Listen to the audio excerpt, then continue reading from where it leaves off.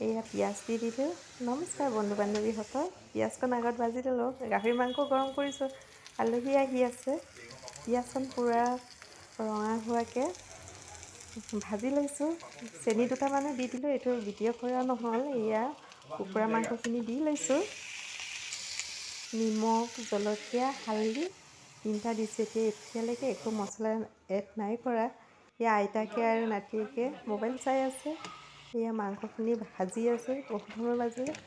আদা ৰচুনকণ দি দিলোঁ, আদা ৰচুনবোৰ এতিয়া ভাজি আছোঁ পানীবোৰ শুকাই যোৱালৈকে। যদিহে ৰেচিপিটো ভাল লাগিছে আপোনালোকে লাইক এটা কৰি দিব আৰু কমেণ্ট কৰিব।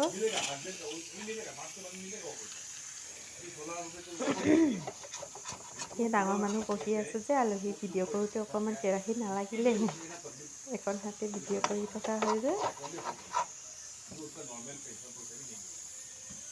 এই ৰং ধুনীয়াকৈ আহি গৈছে।